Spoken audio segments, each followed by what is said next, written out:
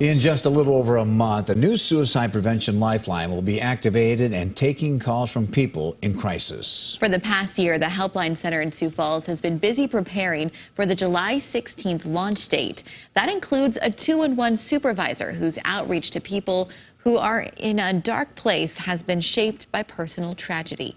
She shares her story with Perry Groten in tonight's Eye on KELOLAND. Dialing 988 will be a lifesaver for people who call this number starting next month. I think it has the potential to kind of transform the crisis response system. The Helpline Center has been hiring additional workers to handle the expected rise in calls with the 988 Suicide and Crisis Lifeline. Projections have shown that our call volume will double, maybe triple in the next year, just as people have become to know 988 and are comfortable dialing it. Part of the ramp up to the new 988 Lifeline involves getting new workers ready ahead of the July 16th launch.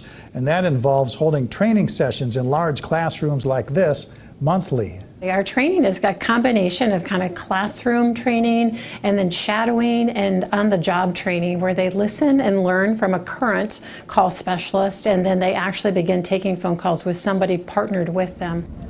211 Helpline Center. Kylie Wilmerth is a soothing voice of experience at the Helpline Center.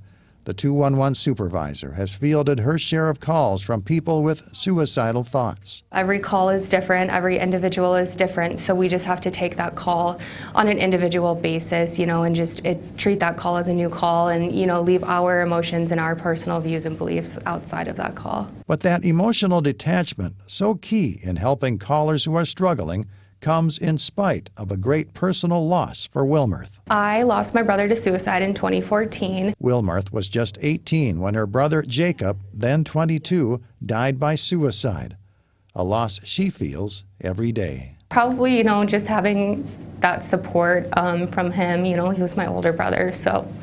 Wilmerth says her brother showed no outward signs that he was struggling. Her grief motivated her toward a career path in helping others. I would say it's made me stronger.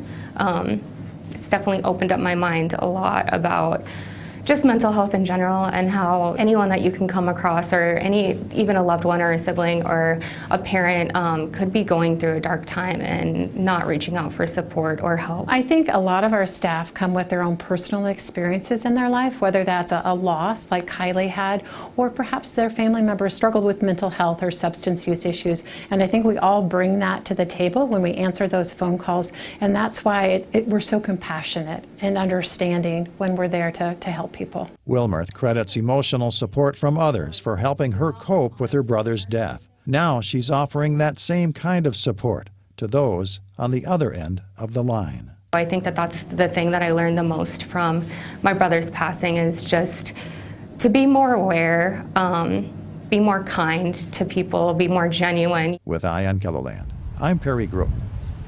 Wilmerth hopes that 988 Lifeline will also help in erasing the stigma surrounding suicide. If you or someone you know struggles with suicidal thoughts, call 211 or 1-800-273-8255. It's available day or night. The Helpline Center also offers information about suicide prevention resources. We have a link to their website in this story on KELOLAND.com.